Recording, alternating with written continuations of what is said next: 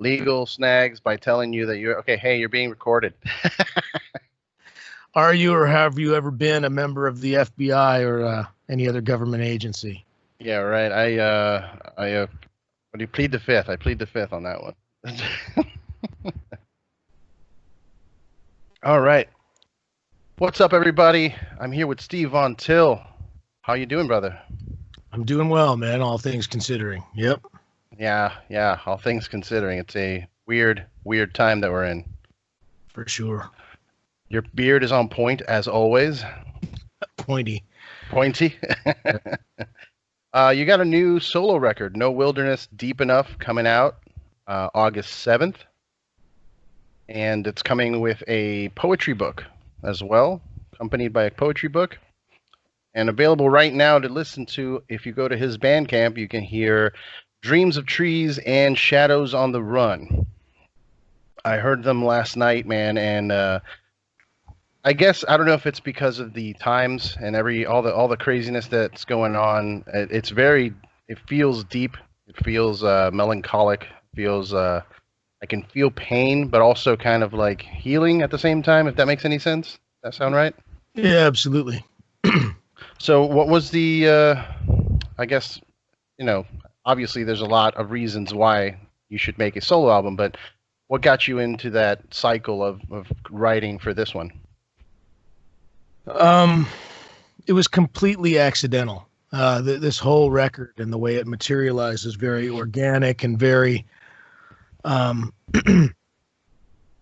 very much about surrendering to the moment.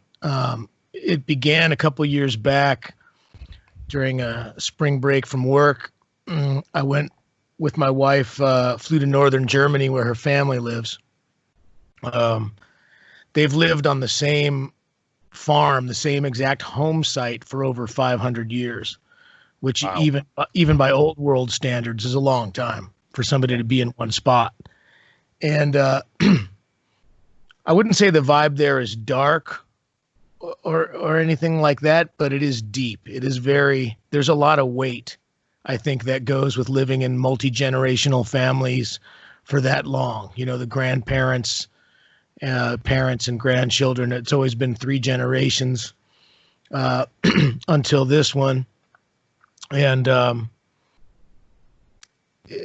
don't know, it might be me reading into it, but I look at the fields and I look at how long those have been plowed, the acreage surrounding their home and the old barn and how many times it's been rebuilt, or the home site, how many times the home has been completely torn down and redone over all those generations. And, there's a lot of kind of metaphorical ghosts in a place where a family has been that long. And so I basically did, sometimes when I go to Europe, I'm all right with jet lag. And then this particular time, it was horrible. I couldn't sleep at all. And I brought this laptop with me and these exact headphones and a keyboard controller. And I thought, all right, I'm just going to, since I can't sleep, I'm going to get up and teach myself this new audio software I've been meaning to learn. But I was so unfocused, I couldn't wrap my brain around anything technical. Or bother to read instructions or anything like that. So I was just messing around and I came across a really beautiful upright piano kind of sampled instrument that, I don't know what was going on, but all of a sudden I'm not a piano player by any means. I mean, that's not my instrument. Even with guitar, I'm a complete hack and self-taught, but, just these really simple, but deep and compelling chord progressions just started flowing. And I didn't think I was doing anything. I was just messing around, sleepless, and I recorded them. And over that week, I started to add Mellotron recordings to it and some sampled French horn parts. And it took this really interesting harmonic turn where each part in and of itself is very simple, but together the way the layers go was interesting. And I still didn't think much of it. I just thought I was playing around in the software, exploring. And when I got home here into my studio, which I'm in right now, I started adding Moog synthesizers and messing with some of the digital tracks through some of my analog gear in here, the filters and delays and reverbs, and kind of hammered it into this arrangement. And I didn't know where it fit into my life. I'm like, what is this? It wasn't songwriting, like in the sense of I've been sitting with a guitar and composing a song, like in my other solo work, where it's based around, guitar changes and guitar chord progressions and whatnot. And it wasn't Harvest Man, because it didn't feel like it would be appropriate for me to grab an electric guitar and a fuzz box and psych out all on top of it. So I kind of was like, shit, I think maybe I wrote an ambient record with kind of leanings towards neoclassical stuff. And definitely, always a psychedelic angle in there. And, but I didn't know where it fit. Like, am I starting something new? I don't know what this is. And I ran it by my buddy, Randall Dunn, who recorded the record and my past solo work as well. He's a great engineer, great producer, and a great human being.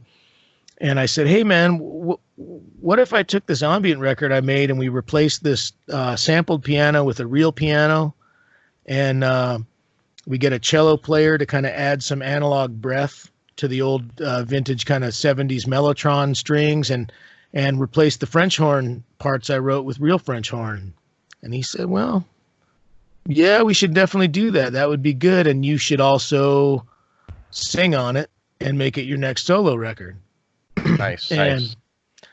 I said, no way.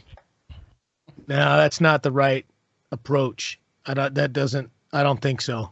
I don't think putting my croaky ass voice on there is going to improve this thing.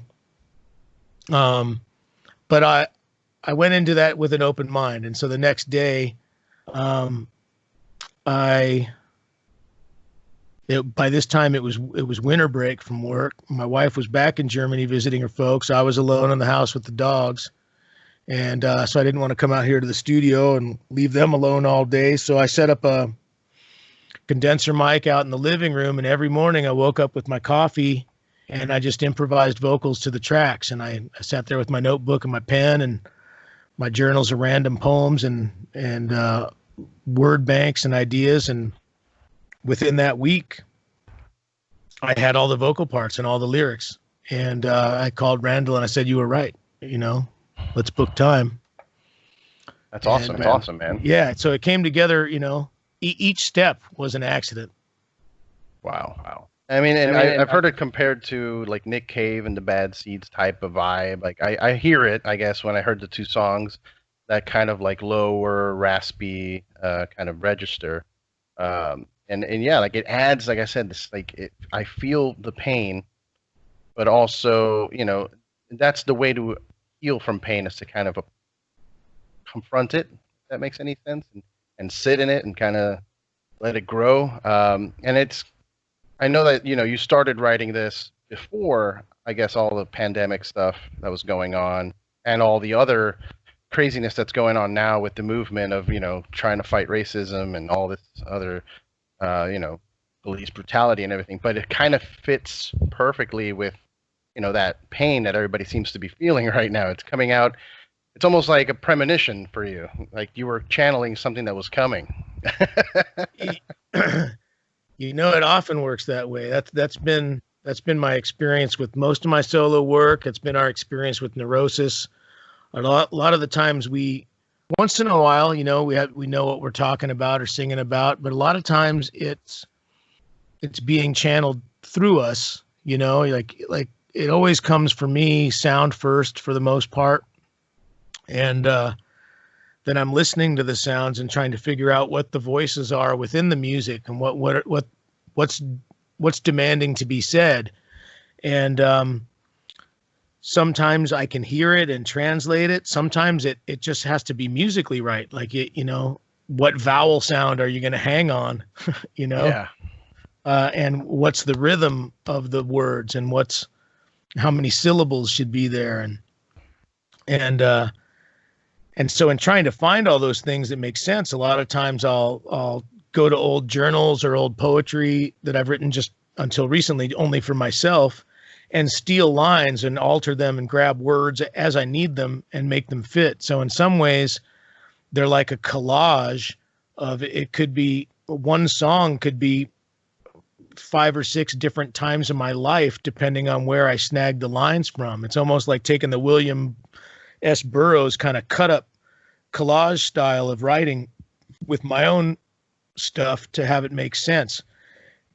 And when you said premonition, I definitely feel that way. Sometimes I have no idea what the songs are about. I know the mood, I know the energy, I have kind of an idea of maybe what some of the lines were about when they were written, but then they become something else and something new.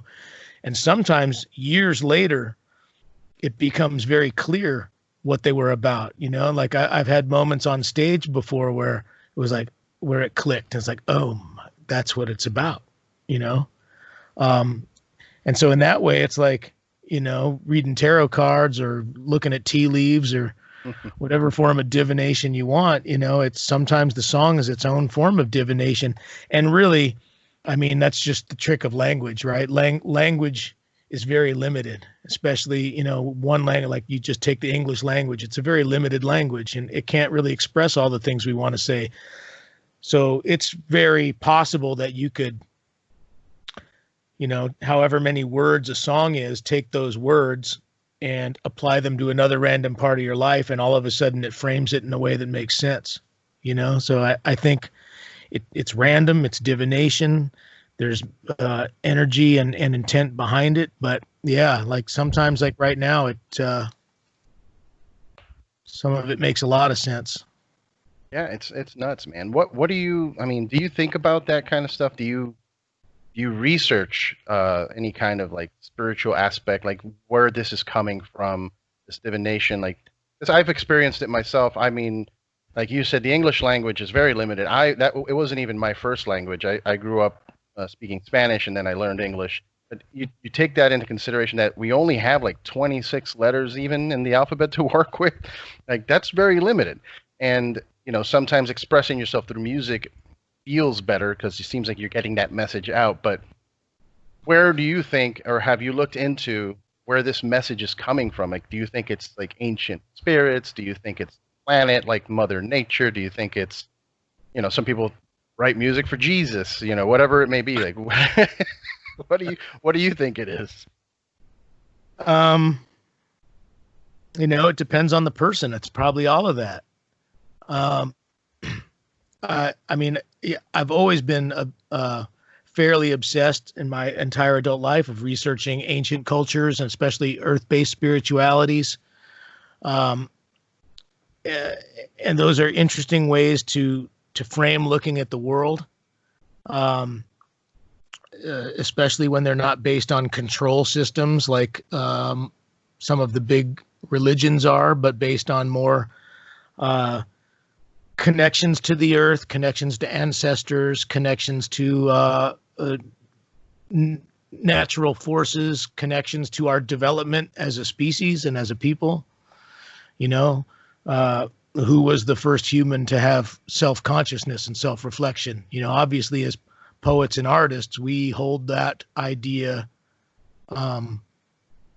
central, you know, that we are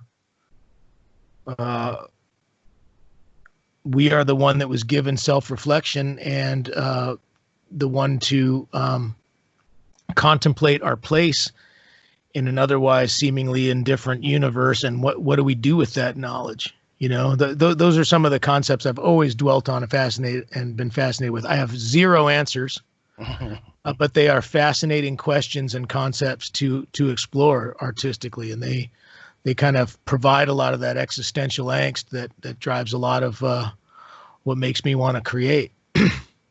Yeah, so you are a teacher as well. You teach elementary school kids, and you know, I find it fascinating because, you know, your music is so heavy. Like, well, not just your solo work, but, you know, the work with Neurosis and everything.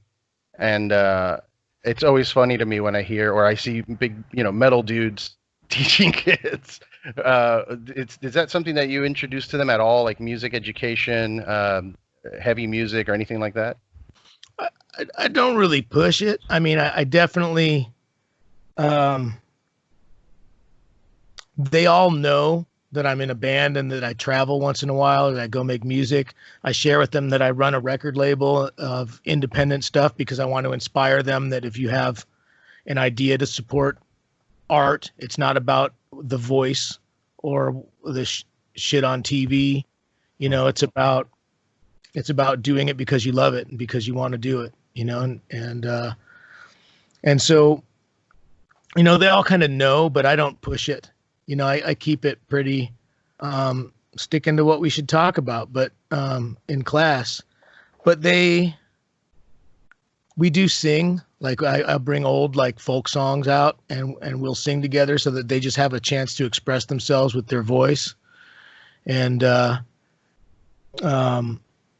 I show them how we record it, and we'll record as a class, and I'll show them how to burn CDs and make covers and silkscreen T-shirts so they can go start punk rock bands.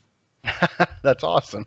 That is something that is missing from education at a young age. I noticed that, you know, the ability to learn more about music and what it means, or learn how to, if you want to become a musician, how to handle it, how to run your own merch, how to, you know, run a label, anything like that. That's awesome. And I wanted to ask you, when it comes to curriculum and things like that, do you have to adhere to a certain, I'm sure you have to adhere to a certain curriculum, but how much freedom do you have to push certain topics? Like, for example, I always feel that our education system is missing basic fundamental life things, like how to do, you know, taxes, how important it is to not just take out 7 credit cards and max them out, you know, or how to basic life thing, cooking. I feel like home ec is something that's gone away from education these days. Yeah, well, since I'm in 4th grade, I don't really know. I would hope that the junior highs and the high schools are able to cover some of that stuff. I don't think they are, man. I mean, at least not that my experience. I didn't experience any of that. Yeah, it's nuts. Yeah, and people, a lot of folks aren't getting it from the parents. Yeah. We are given quite a bit of freedom. Like there, we have the must-haves. You know, here's the things that we expect a 4th grader to be exposed to. Here's the things we expect a 4th grader to be able to master before they get to 5th grade. And the tools that you use are up to you. And there are certain ways and topics. I mean, if you're teaching reading, that opens up the entire world. You know, so we hit a lot of topics and go off on a lot of tangents. You know, if they start mentioning, like we have a book that we have read, it's in one of those readers that they give us, you know, is about library systems in really far out areas of the world, and about how kids in Mongolia or Thailand or Finland might get their books delivered, and that'll take us out on tangents. We'll explore their music and their culture and get online and take virtual field trips on Google Earth and like, well, where is this place? And how does it relate? You know, I think also kids don't know about geography, where they are in the world in relationship to everywhere else. Yeah. So there's lots of freedom to go on tangents. And I use that a lot because it's a small rural area and a lot of people here are not well traveled. And I have had the good fortune of being able to have traveled many different places.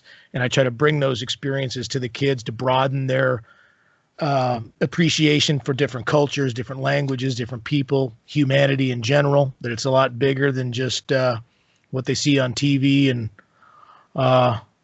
what they experience in a small town America, you know. And of course, you know, thinking about recent times, Idaho history is a huge thing that we teach in 4th grade, and that's focuses a lot on Lewis and Clark being the first European Americans to travel through this area. But before that, we teach who were the native tribes in Idaho living on this land before. And you know, of course, the history books, we know how that goes. That's glossed over pretty quick. Here's the names of the tribes. Here's what they used to wear. You know, blah, blah, blah. Well, we'll take that and we'll go off on it for months. And we'll be like, what are they doing now? Let's go to the tribal websites. What are they involved with?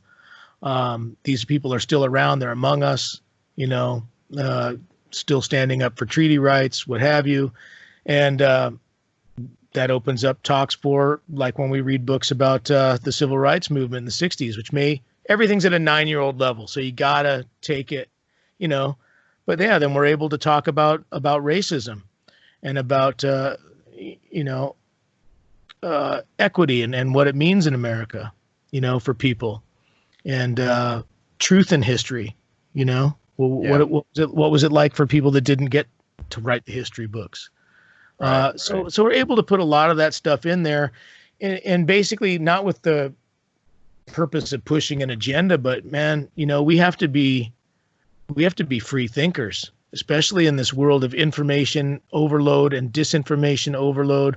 We have to have some critical thinking skills, and that is seriously underappreciated these days, with everybody from every background just vomiting up whatever they're reading, instantly, without thinking about it or checking the facts, or Yeah, it's frustrating, man, because I mean, I'm obviously younger than you are, but I still feel like I come from a different generation than what's, I didn't have internet. I wasn't, in fourth grade, I wasn't walking around with an iPhone with the answers to every question in the universe in my pocket, and not only that, but then just dealing with the aspects of like social media and how that affects the human psyche. Just, having people like your stuff, like, and that makes people crazy, Yeah, it's insane. I don't think, we didn't get to have the discussion of how we would adapt to that before it came and exploded. I don't think we are wired to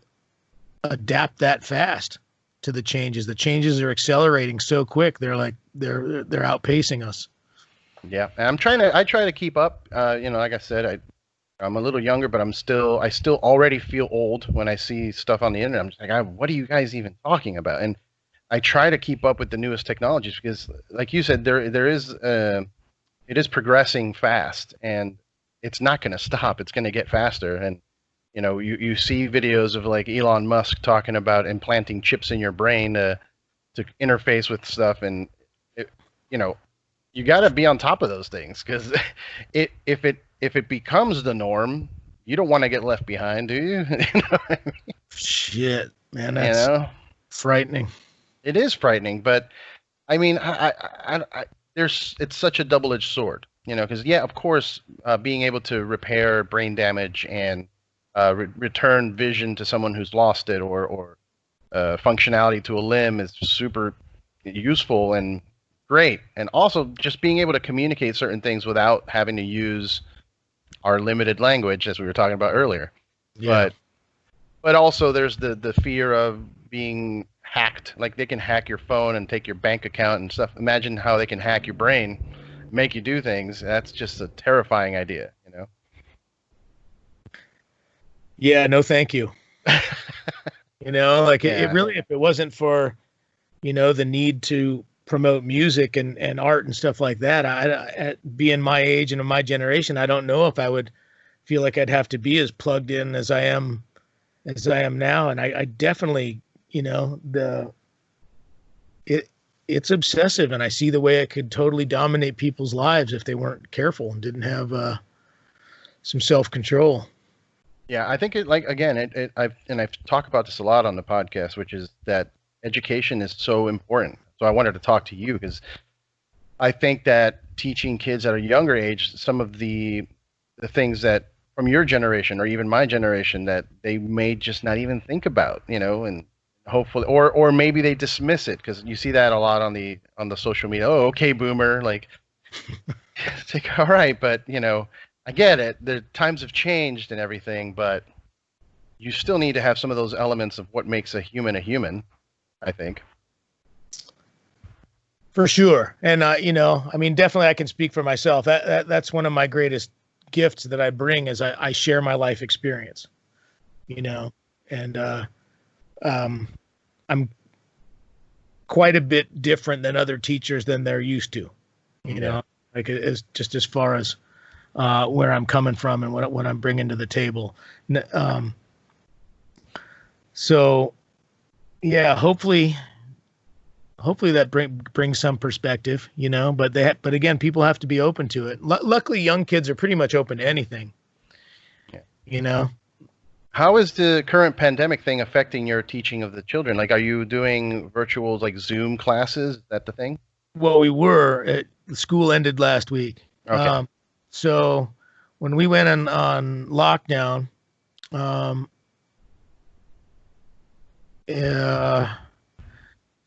yeah, with no prep or no, warning, we had to scramble to figure out how were we going to do this.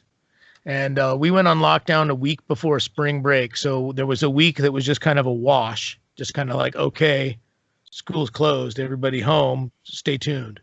Yeah. So we had that week and the week of spring break to figure out what programs can we use, what materials are there online that don't suck. So it was like learning ourselves first, and some of us are more tech savvy than others. It was a big deal. Yeah. And then having to reach out to, in my case, 28 families, like, okay, starting Monday, this is what is going to be expected. And if you don't have a device, contact the school district. We're going to try to hook everybody up with a device. Phone's not going to work. You're going to need a Chromebook or something. Right. Tablet or laptop, anything. It's also mountainous and forests here. So there's a lot of dead spots. So, they had to try to amplify the Wi-Fi in the school parking lots. So the families needed to drive to a parking lot just to get Wi-Fi. They would have to. They could do that. They had some hotspots that they were able to distribute. But it was tough because, they're 9-year-olds and they're not self-motivated and self-driven. Some did everything perfect and were wanting more, but some are like, oh man, they're the reluctant ones. They're the ones that struggle. They're the ones that need the most encouragement and teaching. They're hard to reach digitally, Yeah. So that was getting them on the phone or getting their parents on the phone and talking. It was also teaching families how to use the internet, on the internet. It's nuts, man. I hadn't even thought about that. Like just the the forest areas that have the dead spots and how they have to deal with. That's insane. Yeah, it was challenging, and it wasn't. We did it, and for the students who are good students or average students, it was fine. For the ones that really needed it, it was tough, and it's really not the way to go. It's really not. Older kids, I think, are used to more distance learning options. In high school, they start to encounter that more, and I think college kids are used to it. But little ones, man, they need that physical connection. They need to be in the room. They need you to be able to look over their shoulder what they're working on and help them out and ask questions. And so we would have Zoom meetings, a couple times a week, but we had to stagger our times with all the other grade levels because you couldn't be on at the same time somebody's brother or sister had to be on, Right, So and you're overloading internets and everything, the bandwidth. So complicated schedules, but like between grade levels of who has who and what siblings, so we don't have any conflicts. Wow. And so, but mostly we spent that time. Of course there were questions. Hey, you have any questions on the homework? Let's talk a little bit about the book we were reading at home. But it was mostly just checking in personally, making sure everybody's all right. What's going on in your life? How's things going? How you holding up? Because some kids are not used to being left alone in the house. And if their parents were able to go to work, and didn't have childcare options, a lot of kids home alone. So it was a trip, man. It was a trip. And my youngest daughter, just graduated high school. And they had, there wasn't going to be a ceremony, but they did one.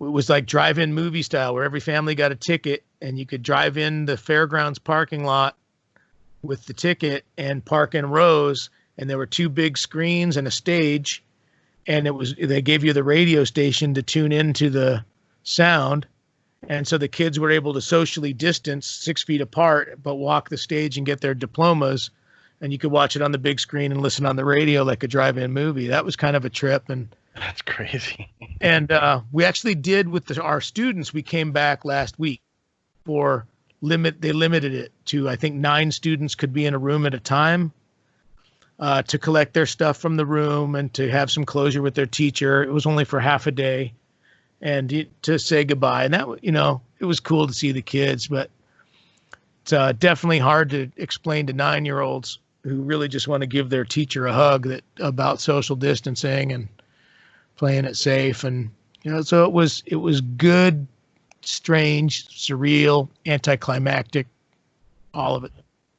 Yeah, and this is, I mean, I don't think it's stopping anytime soon. I mean, I'm already reading about a second wave, and some places are reopening, but all the numbers are going up, and it's just, how do we even move past this? I mean, do we just continue to social distance until a vaccine is found, and then we have to kind of convince people to get these vaccines because there's people that don't believe in vaccines, and I don't see this changing back to how it used to be. I feel like from now on, this is it. Like now, if you do end up going back to a classroom, it's going to be a very limited seating situation. You're not going to have 30 kids, 40 kids in a room.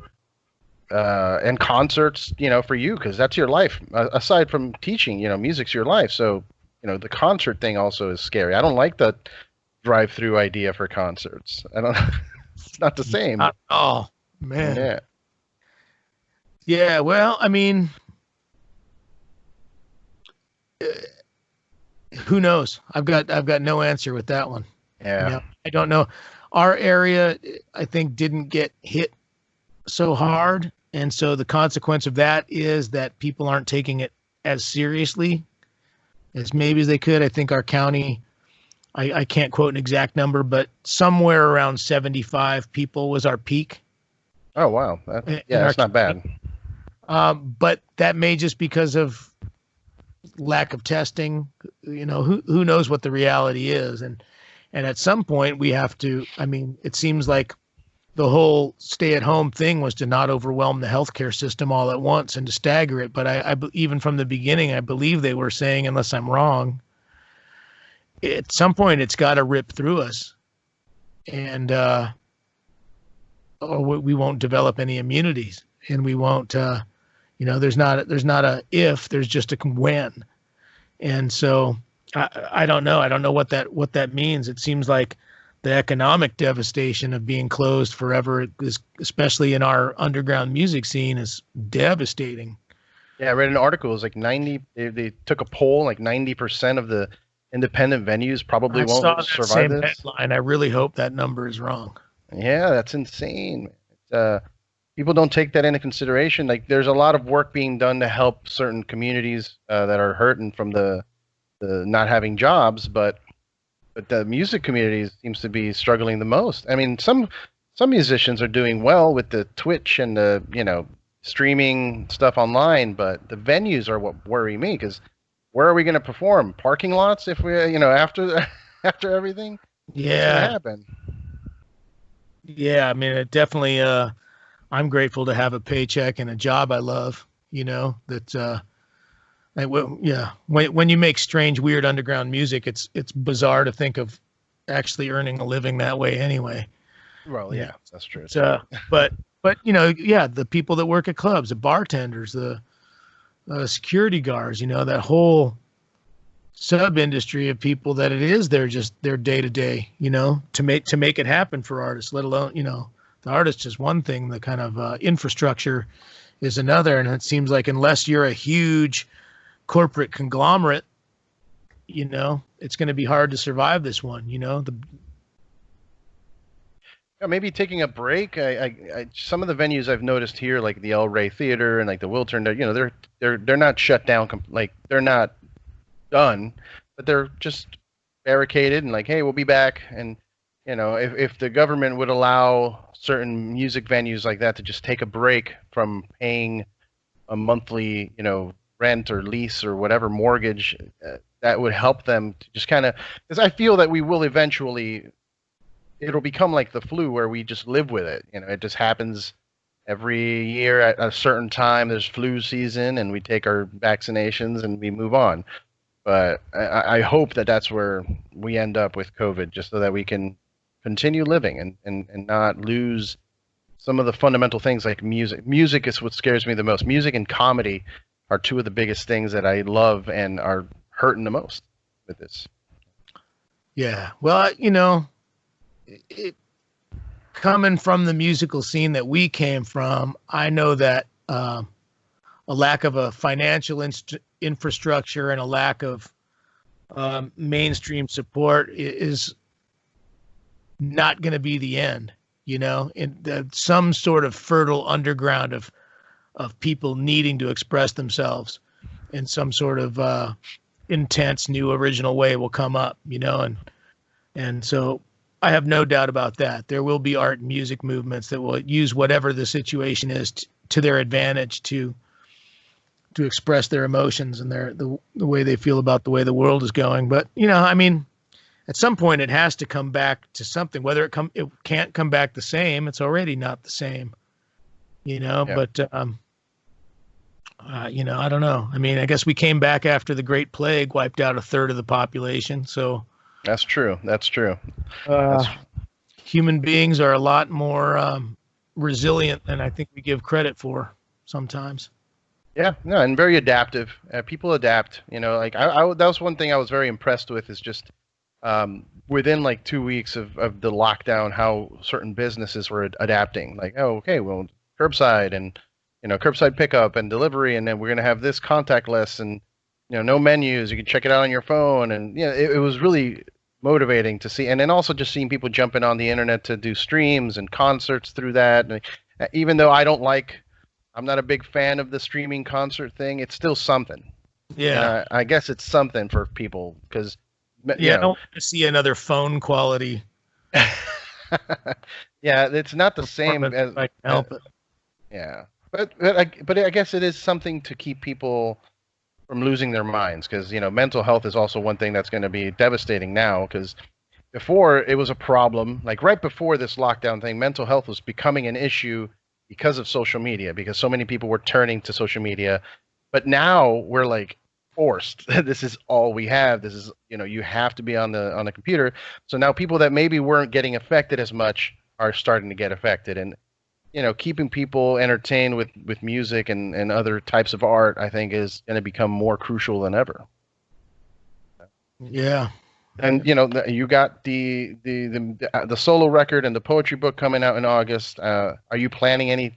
I was gonna say, are you planning any shows? But well, I was. But are you planning any kind of I don't know, streaming thing to promote it? Performance? Not really yet. I had a conversation with somebody in the UK about taking part in an online festival. In some sort of way. But my main thing is, I whatever it is, I want it to sound good and look good. And I don't want to, I don't know. Like you, I really appreciate the way everybody had a creative response. I think we fall, it's easy to fall into complacency. And I think the COVID and the quarantine situations really put in our face how delicate our decadent society is. It's really not necessarily always going to be there. Yeah. Like great civilizations have collapsed before, and it's going to take all of us thinking creatively to keep it together, and we obviously have not been able to rely on compassionate leadership or anything resembling it. So it's up to the people to band together and come up with creative solutions for every problem. Whether it's like we're talking about arts and entertainment and occupying the mind with positive influence, or the workarounds in all our various careers and jobs, small business. It's going to be tricky because otherwise the only things that are going to come out of this squeaky clean are the ones with massive amounts of accumulated wealth to where this doesn't affect them. Yeah. Yeah.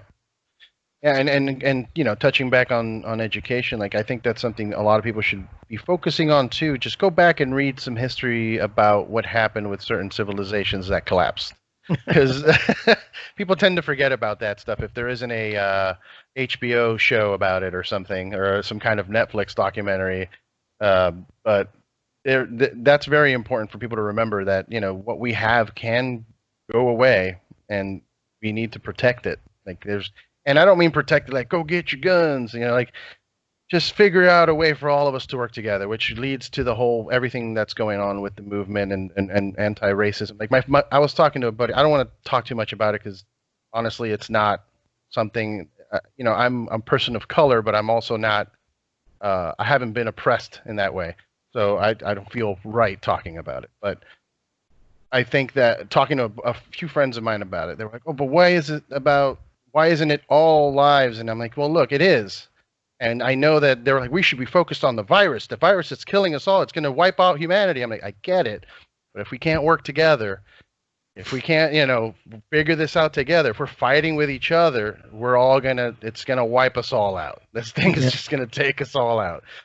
So we need to move together and figure out ways to fix this whole thing, man. The virus, the being human, not dealing with egotistical things that are trying to lead us in the wrong path.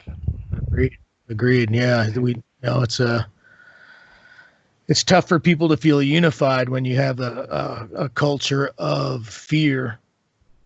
Where all this violence, hatred, it's all fear. It all comes back to the root cause of fear. And I think that looking back to what can we learn from the ancient cultures or cultures of where people had an earth-based spirituality, where things weren't all disconnected and separate, is just the simple mindset of scarcity. Like, man, I better get mine before you get yours, because there's not enough for both of us to have some. Right. So it's that whole idea of scarcity of, I don't want to give up my power, so I can't give it to them. And the more we see the world as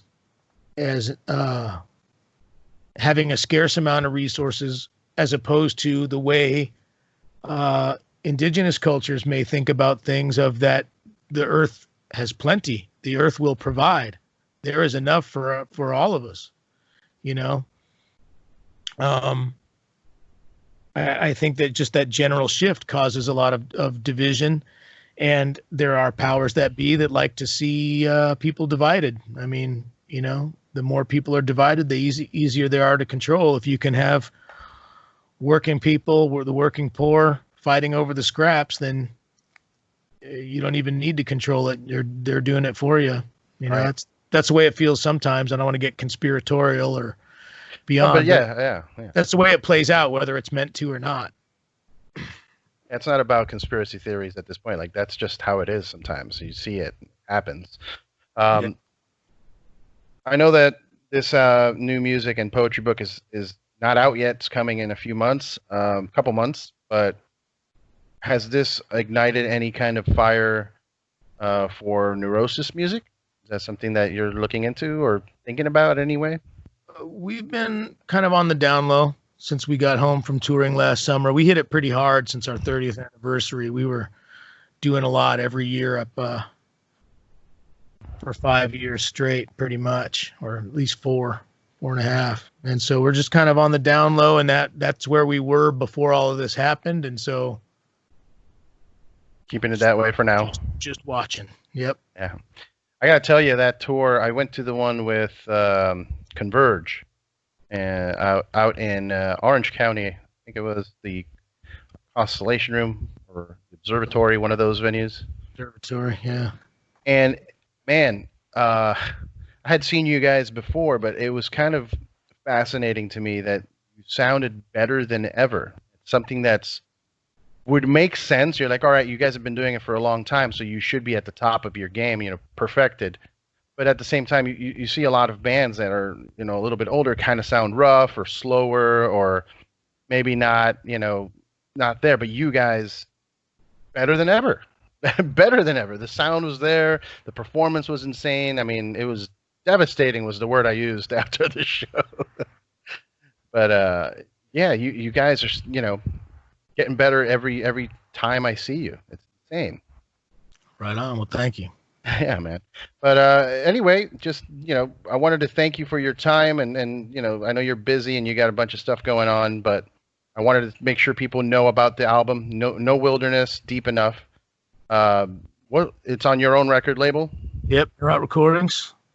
Nice. Run out of the office right on the other side of that wall in the barn. Yep. Before I let you go, have you talked to any other bands? Have you considered putting out music from other bands on your label, or is it just going to be mostly for you guys? You should go check out our website. We're into 100. I think I'm number 116. Oh, And 116. only so many of those are Neurosis and solo projects. We've put out a ton of other bands. We put out just in the last year. One of my favorite bands we put out is Deaf Kids from Brazil.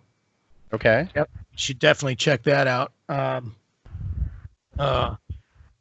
We'll be announcing a collaboration between them and Pet Brick. Okay. Soon, which is Igor. Yeah. From Sepultura, kind of noise project with his partner Wayne, and we put out several records by Amun Ra from Belgium, Tad's Brothers of the Sonic Cloth, couple of records by Grails, Dark Buddha Rising from Finland. Yeah, I mean, obviously, like I said, 116 minus whatever our records are leaves a lot of other bands. So check it out. I mean, we've put out a lot of interesting, undersung, unappreciated music from around the world. You know, How do you get in contact with them? Do they reach out to you? Is there are you out there just looking for new music too? Like, it happens a myriad of ways. You know, sometimes we'll get something in the digital world. It's impossible to go through demos because everybody just emails you a link and you have no time to go through it. So it's like word of mouth. Oftentimes we'll meet people or seeing a band live is pretty huge. Like, hey, you should check these guys out, or friends talking.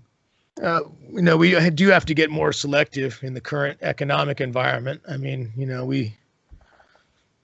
not a lot of money to be made with records and CDs these days, but it's a passion. It's a passion we've had our entire life. I mean, I remember being a young punk rock kid before I even joined Neurosis. I wanted to start a record label, and I wanted to have a fanzine and a record label. If I was young now, I'd probably have to have a podcast, right? Right. I mean, you should do a podcast anyway. You got the setup, you got the mic stand, and you got it all set up. Just start a podcast.